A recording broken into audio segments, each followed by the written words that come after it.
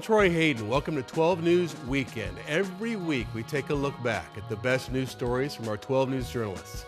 Today's show, we visit Luke Air Force Base, go behind the scenes to see what it takes to maintain some of the fastest fighter jets in the world. And later, tips on what you should know about how sun exposure could impact your health. But first, a love story like no other, one that's been 50 years in the making. 12 News journalist Kyle Simchuk has more.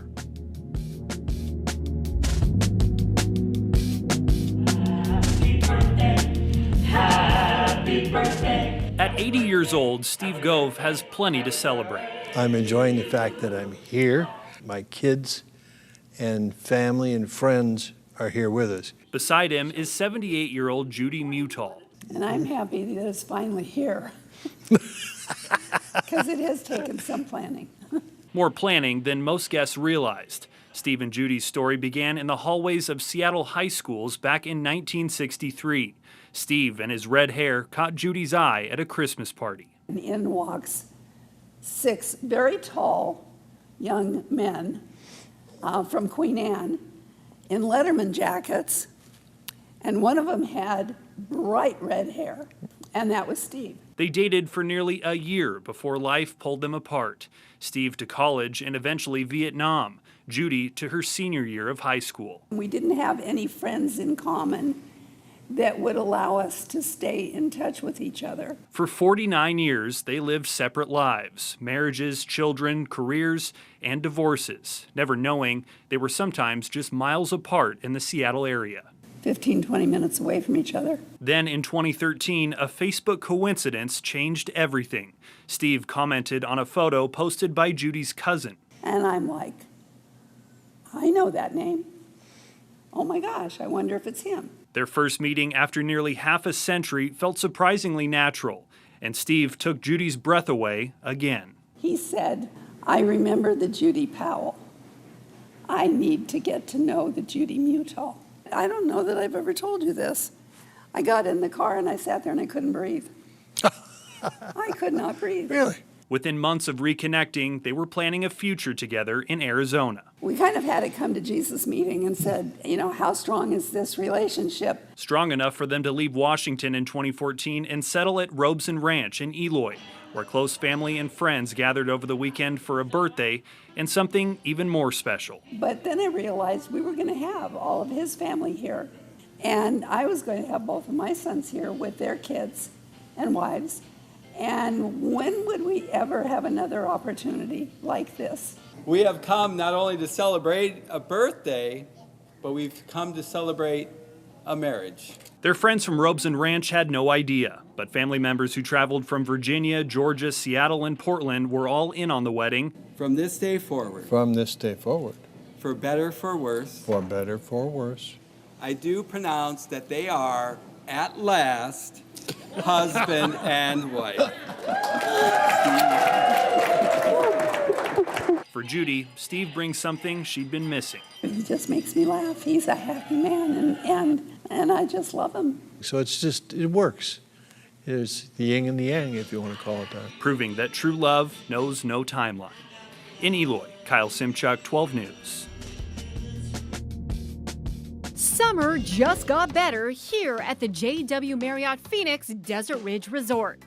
The JW is known for its lazy river, which everybody loves, but now they've got 3 exciting new slides that'll just shoot you up for a thrill ride. How does it feel when you go up on that slide? Scary. Scary, but you love it? Yeah. Yeah. It's totally been a game changer for Desert Ridge and our Aqua Ridge Water Park. These slides, all ages have the time of their life, but particularly the 2-person slide. You see Dad there in the back. And when the sun goes down, the resort is just as wild with aqua nights every night. All summer long, we'll keep the slides and the lazy river open Sunday to Thursday until 8 o'clock, and then Friday and Saturday we will transform into neon lights at Aqua Nights, where we'll have glow inflatables in the lazy river and extend until 9 o'clock. When you're ready to dine, celebrity chef Angelo Sosa will wow your taste buds with his signature restaurants. Tia Carmen, which was inspired by his aunt's passion for authentic Southwestern flavors, and Kambara, a culinary collection of street food from his travels through Asia. But if you want something light and bright, executive chef Brian Gordon dished out his summer menu. This is our summer citrus salad. It's got some jicama, Persian cucumbers, and we added shrimp, and it's got an Arizona citrus vinaigrette. And these are our tuna tostadas. They got a little avocado crema on the bottom, fresh ahi tuna poke, some pickled vegetables, and then a Baja creme sauce. You can also golf, play pickleball and tennis, or party at Sky Island, an adults-only pool with a DJ.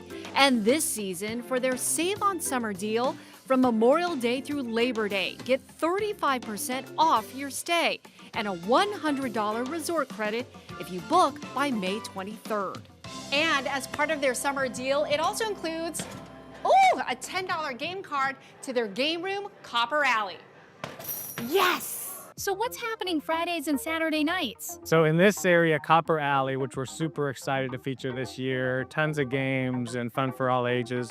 On Friday, Saturday nights, we have brick oven pizza, loaded fries, salads, wings. There's even a deal to double your relaxation at their Revive Spa. Book 2 50 or 80-minute spa services Monday through Thursday and get 20% off each service this summer. But you need a book by May 31st. And new this year is this wave bed where you can physically feel the water underneath you. James, what is going on? I think she's enjoying it. So this is for the traveler who has 20 minutes to spare. You'd love a spa treatment, but you don't have time. Think pressure point massage, light therapy, sound therapy. So whether you want to relax or play, you're bound to have a blast when you stay this summer at the JW Marriott at Desert Ridge. Coming up, meet the Arizona high school student with a new outlook on dementia that could help others in the future. The term digital dementia was first used by a neuroscientist more than a decade ago to describe the deteriorating effects excessive screen time can have on the younger generation. 16. Yeah. While researching a senior project for her biomedical science class, Anjali Chakshi wanted to understand what her 84-year-old grandmother, Harsha, was going through. The past couple years, it's gotten a lot worse. She's in the middle stages of dementia. I really love her, and she's just always been there for me. But Anjali realized dementia is as much about her as it is about her grandmother. I kept coming across digital dementia. This is going to be a major problem in future generations. More and more research shows excessive screen time during youth increases risks of dementia in adulthood and blunts brain development in areas like attention, memory, and reasoning. Anjali, ranked tops in her Mountain Ridge graduating class, will attend the U of A next fall to study public health. Her research on digital dementia at Ridge included a survey of peers. It's just a statistical formula. One finding is a higher percentage of passive social media use correlated with worse memory. Did this project make you feel more hopeful or more concerned? I think it was a mix of both. So obviously it's concerning because everyone uses social media nowadays, but just acknowledging that is the first step in solving this crisis. So you did those? Yeah. Experts say Anjali's generation faces higher risks for cognitive and emotional health problems as they age. They're really the first generation who are living like this, right? Where they're on screens kind of all the time. Neuroscientist Emma Dourdan and her team at Western University in Ontario recently published a study on correlations between screen time and anxiety of kids in the U.S. and Canada. We actually found that passive scrolling, mindlessly looking at TikTok and Instagram feeds, that was actually one of the strongest predictors of mental health outcomes. As Arizona's class of 2025 enters college, one standout reminding us of the obstacles ahead and the solutions these kids will have to bring to the table. So I want to be there to help solve it. The neuroscientist we spoke with says kids' screen time on social media should be limited to 2 hours a day. And one way to help motivate teens to limit their screen time, explain to them the manipulative tactics that social media companies use to try to keep their attention. Joe Dana, 12 News. Yeah, I honestly feel disrespected. Daniela Rascon-Rivas, a Mesa High senior, has dedicated long hours and hard work for her achievements. It's been very difficult going through mental health issues and just struggling. I've overcome it. She's set to graduate this Thursday, I'm super excited. It's something I've been waiting for my entire life. wanting to wear the accolades she's earned. This white one's gonna be for my student council. All these are from the East Valley Institute of Technology. My orange one is for the completion of my program, criminal justice. There's also her stole from the Arizona National Guard, which really wasn't easy. Rappelling off the Papago Park mountain. Learned how to use the gas mask. We learned how to take apart ARs and put them back together. Answering the call to serve her country. After graduation, I ship out to boot camp. Despite everything she went through. Can you wear any of those at your graduation? No.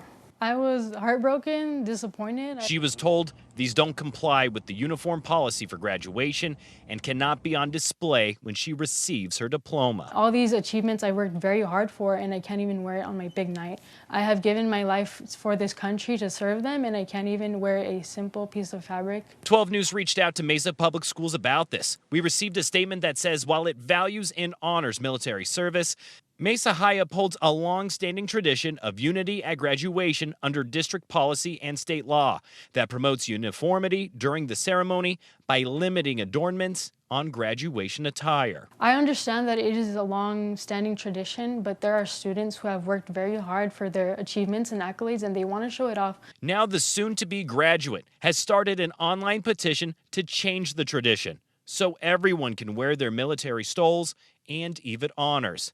A fight she will not back down from. I'm still going to pursue this after I graduate so that the future Jackrabbits can show their accolades and their achievements as well.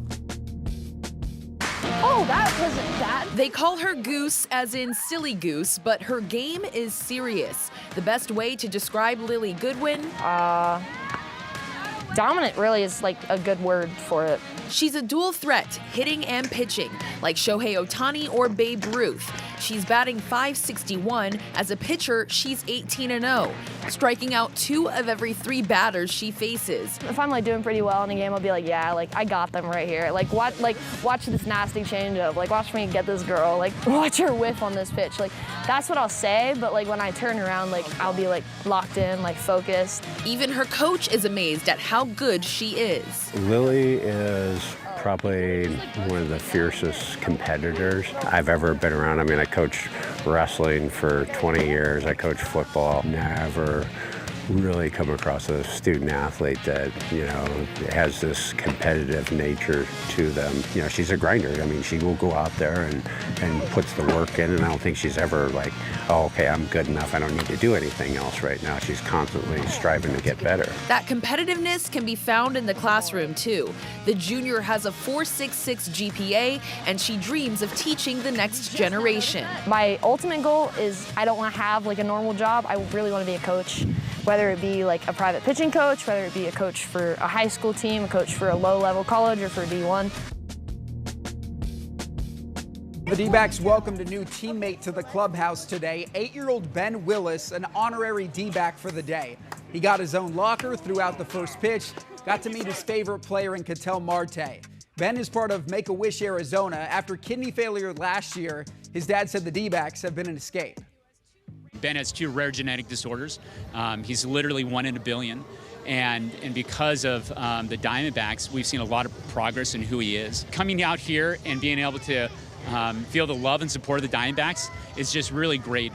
We love the team, and coming out here and experiencing this is just amazing. It's life-changing for us.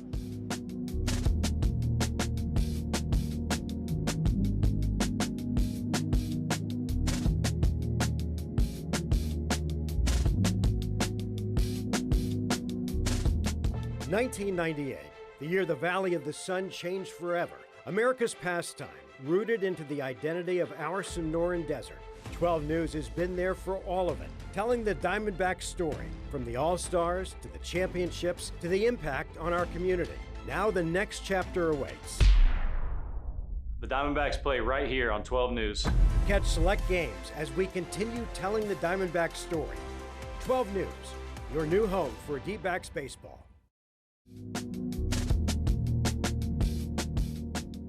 Most melanomas are driven by sun exposure, and given the fact that we live in the desert where there's a lot of sun, and we also live in a state that has a lot of outdoor activities. Dr. Justin Mosier, the head of Honor Health Research Institute's melanoma studies, talks about the most dangerous type of skin cancer, melanoma, which develops from melanin-producing cells and typically occurs in the skin, but can rarely occur in the mouth, intestines, or eye.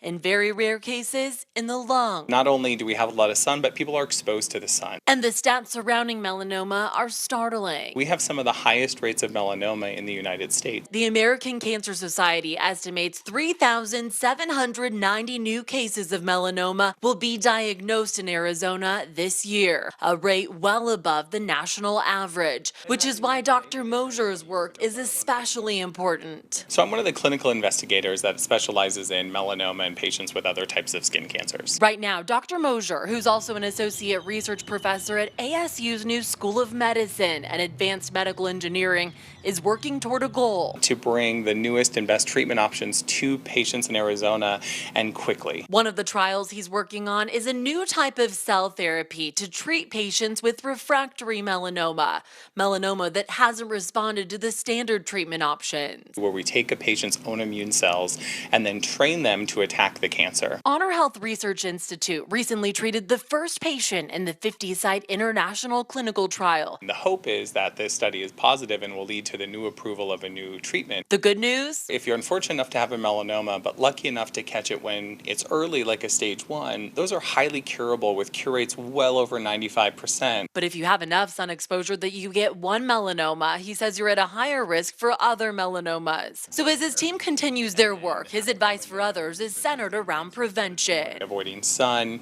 protective clothing, sunscreens, and getting regular skin checks with dermatology to make sure that if you do get another skin cancer, they catch it when it's still easily curable. Advice we can all benefit from, especially as we head into the hottest months of the year. Trisha Hendricks, 12 News.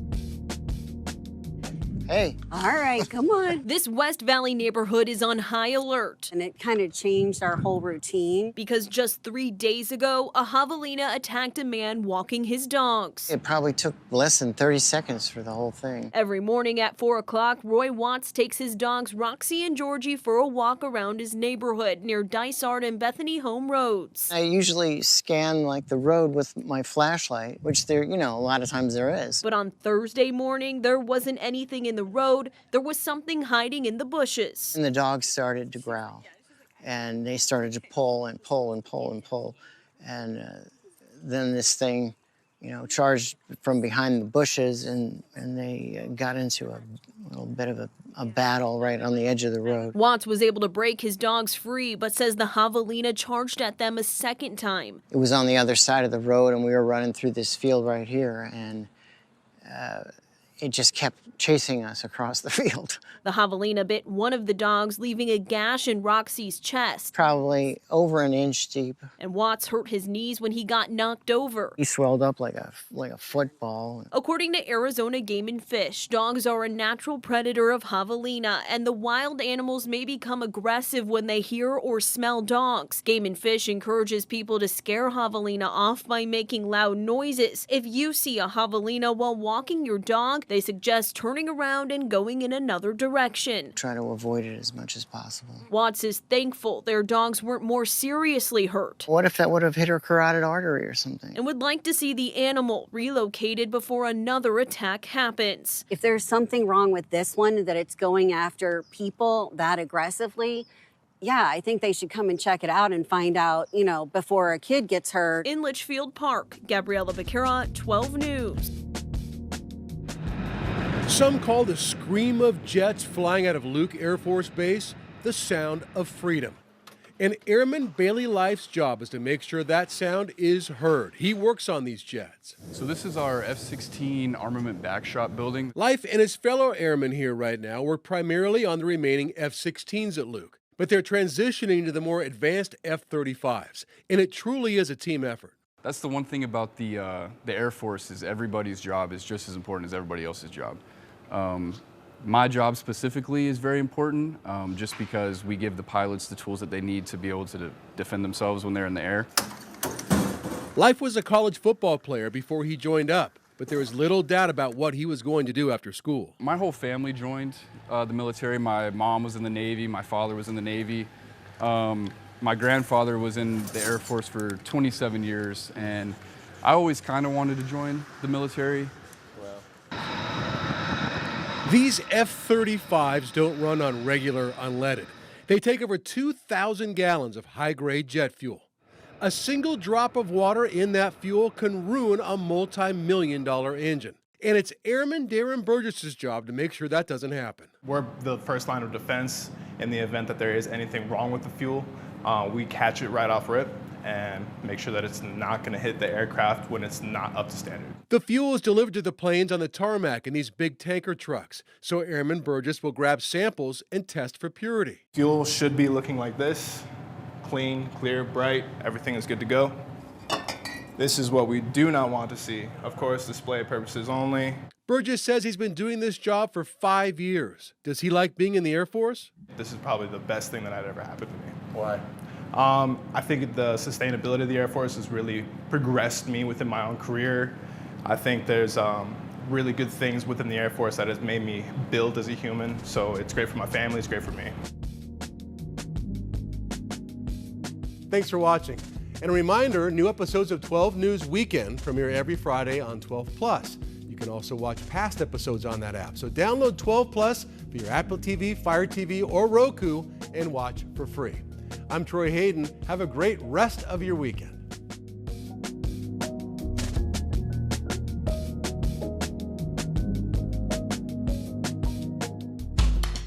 Breaking news, a crash on the 101 in Peoria. Expect delays in traffic, tickets rising in the valley. Student turning his diagnosis into his superpower, making an impact. Alert, we've got a storm coming in from the northwest with rain coming down after 3 touchdowns. The Cardinals offense on fire. Firefighters were able to contain that fire, saving the restaurant. Our week continues through the weekend, rewinding some of the week's best journalism. Journalism is how we connect to the world around us. On 12 News and streaming on 12 Plus.